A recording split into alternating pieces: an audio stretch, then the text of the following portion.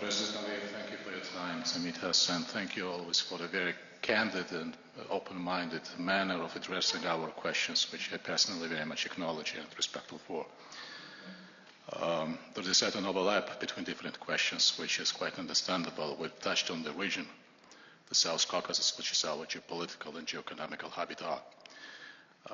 Still, if we could refocus on that region, since the concept of region is gaining a traction, a new momentum. In this time of volatility in terms of redesigning global supply chains, etc., how the region could portray its geopolitical and geoeconomical ego and make itself more competitive, to expand a little bit more on that. And also, as someone who represents Georgia, is from Georgia, to address that question in the context of our bilateral ties. Something which we very much enjoy as the legacy of two famous leaders being laid down in the beginning of the 90s, and therefore quite natural, organic, and understandable is my question to you as to the visionary leader of the region. How do you see the prospects of those bilateral relations, as I'm pretty much sure that we are the gates to each other's future successes. Thank you so much. Thank you.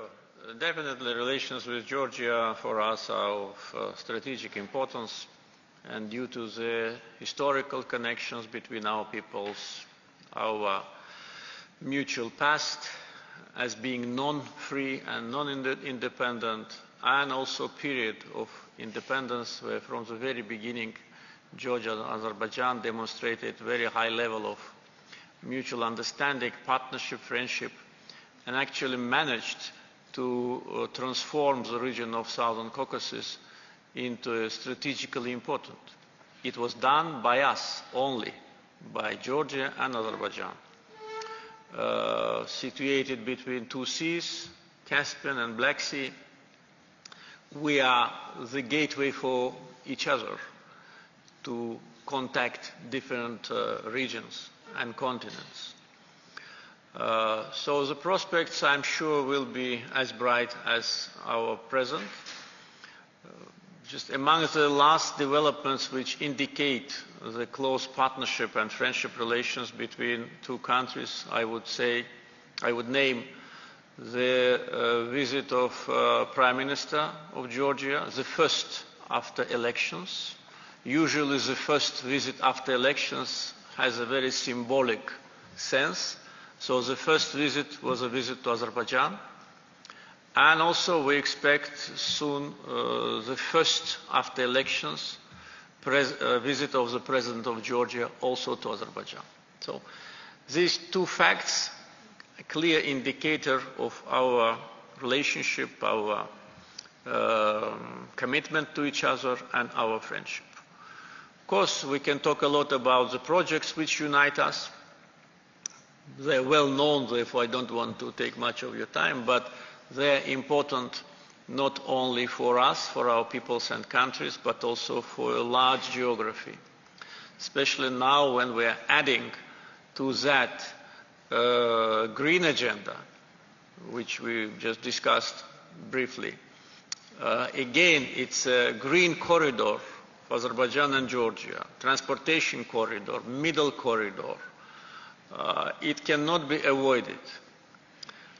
Frankly speaking, I was surprised when I was informed about the comments of President of European Commission, Madam Ursula von der Leyen, which she made in Uzbekistan at the summit of Central Asian leaders with the leaders of European Commission, when she was talking about opening the border between Azerbaijan and Armenia and Turkey in order to facilitate the middle corridor, as they call it in Europe, Global Gateway. That was very strange because this corridor exists and Armenia plays no role in that. We can understand the feelings of European bureaucrats towards Armenia, but you cannot ignore the map. And we in Georgia and in Azerbaijan, we provided all those facilities which today help Europeans to communicate with Central Asia. Georgian seaports, Baku-Tbilisi-Kars railroad, Azerbaijani seaport in Alat, Caspian shipping, which is instrumental in transportation. All that is ignored. How much money we invested, all that is ignored. Only open the border between Turkey and Armenia, open the border between Armenia and Azerbaijan. What Europe has to do with that? It's none of their business. Relations between Turkey and Armenia and Azerbaijan and Armenia, the longer distance between European Union and these issues is the better for everyone. But there was not a single word about Georgia, as if Georgia do not exist. This is unfair. And the attitude to Georgia's internal process in European Commission is absolutely unacceptable. This is a behavior of colonialists. They try to look at the will of Georgian people from the prism of their colonial past. This is absolutely unacceptable. And people of Georgia know that we are with them, and the government of Georgia knows, and internal issues of Georgia must be resolved by Georgian people, not by bureaucrats from Brussels. So with respect to all that, we need to strengthen our partnership between Georgia and Azerbaijan. And as already we discussed during the previous questions, to look at opportunities of Southern Caucasus to establish ties without any facilitator. We are fed up with these facilitators. We had those facilitators for 28 years, this notorious OSCE Minsk group, which only goal was to seal the occupation and to transfer Karabakh to Armenia. And now when we hear about someone who wants to facilitate, we are a little bit concerned.